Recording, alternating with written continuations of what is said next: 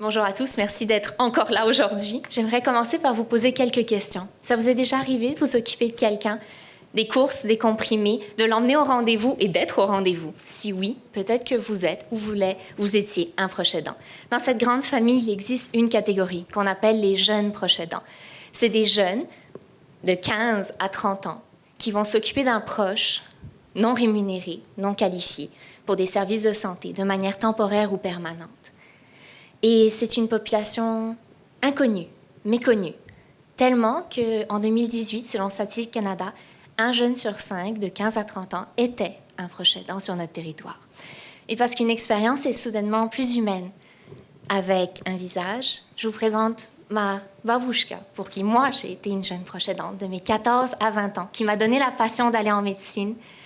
Et dans ces études-là, j'ai découvert le terme de jeune proche aidant. Et ça a résonné avec mon expérience et mon identité. Et c'est pour ça que je vous propose aujourd'hui mon projet de recherche qui vise à mieux comprendre les jeunes proches aidants, leur réalité, leurs besoins en 2024, à recueillir ces témoignages au Québec et au Nouveau-Brunswick, ces jeunes de 14 à 18 ans, et afin d'émettre des recommandations pour eux. Parce que ces jeunes proches aidants, c'est bourré de talent, d'empathie et de capacité organisationnelle.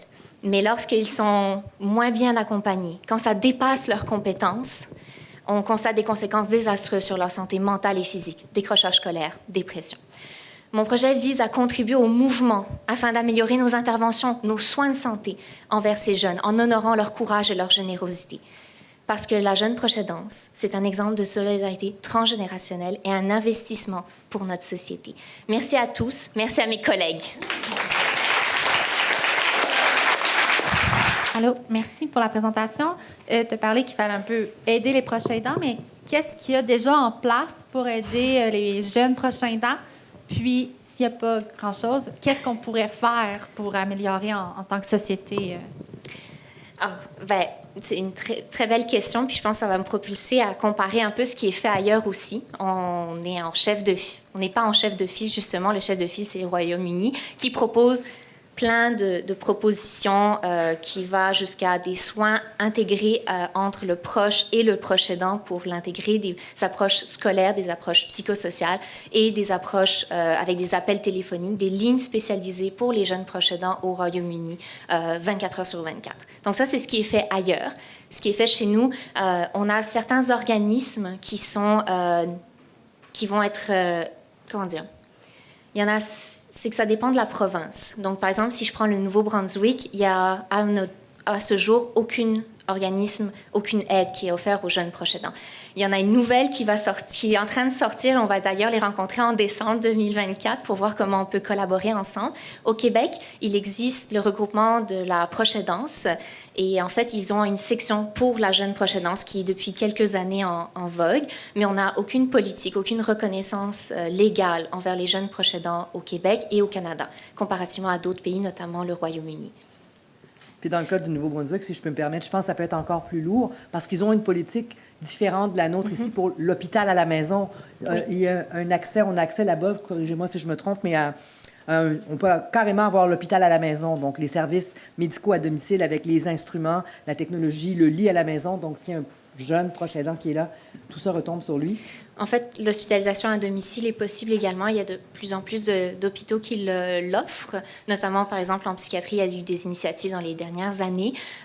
On essaie de maintenir nos personnes à domicile le plus possible avec des accommodations, mais évidemment, les soins, les ressources que nous avons via, par exemple, le CLSC, parfois insuffisants, et on se retrouve à avoir ces zéros qui sont les proches aidants et des jeunes aussi proches aidants qui vont contribuer à pallier à nos ressources manquantes. Question en arrière, dans la salle. Ah, il y en a une autre en arrière. Oui. Oui, allez-y, c'est bon. Ah, c'est moi ou c'est... Oui, oui. Ah, pardon, oui, c'est autant bon. pour moi. J'avais une question, parce que je sais qu'aujourd'hui, il y a beaucoup de liens entre chercheurs, médecins, patients, etc.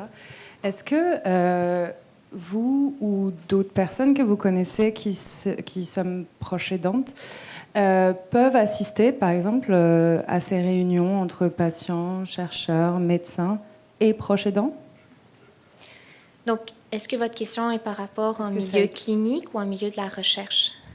Eh ben, les deux, en fait. Parfait. Est-ce que vous avez assisté vous-même à des recherches? Est-ce que vous avez pu avoir des liens avec... savoir un peu... ouais, c'est ça, faire un lien entre tout ça? Donc, pour ce qui est des proches aidants, habituellement, on va offrir aux familles de venir dans nos réunions, mais c'est sûr que lorsque le proche aidant est un jeune de 18 ans, par exemple en psychiatrie, on n'a pas toutes nos unités qui permettent qu'un mineur soit sur nos étages. Donc, en fait, c'est un des restrictions, puis ça peut augmenter même leur anxiété parce qu'ils ne comprennent pas la maladie de leurs proches, ils ne comprennent pas les soins qu'on va offrir. Et donc, eux, ils arrivent avec des fois une moitié d'informations ou une mécompréhension, puis ils auraient des questions à nous poser qu'on n'est pas accessible, donc qui augmentent leur invisibilité et leur non-reconnaissance dans le milieu médical.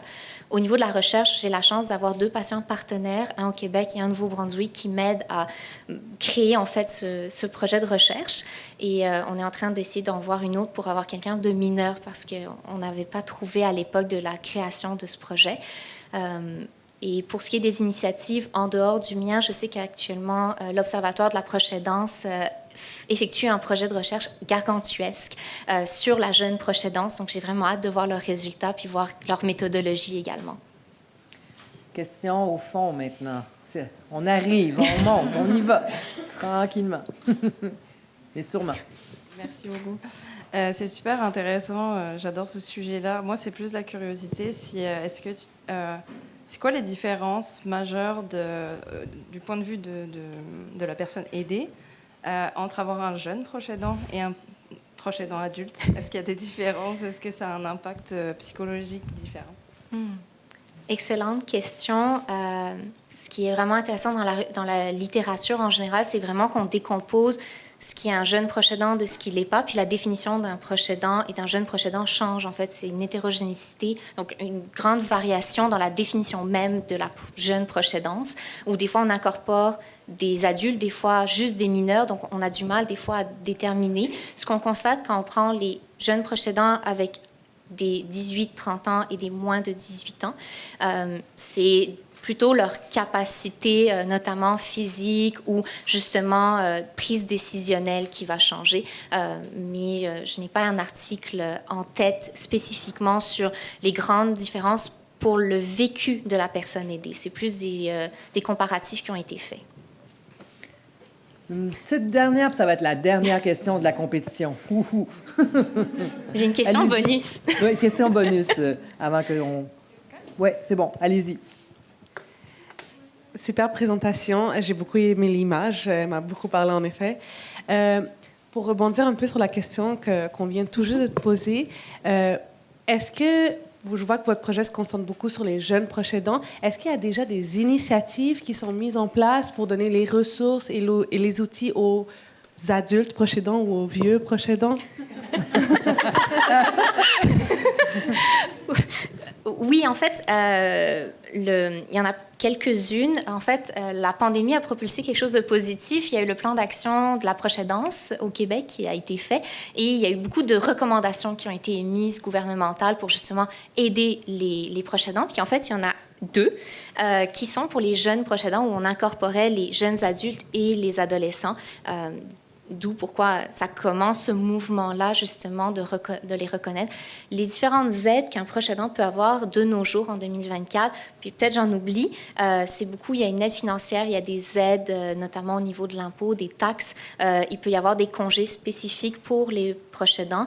On peut les reconnaître également. Donc, des professionnels peuvent reconnaître leur rôle et peuvent avoir des congés associés. Il y a le regroupement associatif de la proche aidance va également aider à faire ce mouvement finalement et faire un sentiment de compréhension puisque c'est un groupe de pairs. Et si je me souviens bien, de plus en plus, les professionnels de la santé reconnaissent le travail des proches aidants et donc tentent de les incorporer plus dans une approche, oui, patient-partenaire, mais proche-partenaire.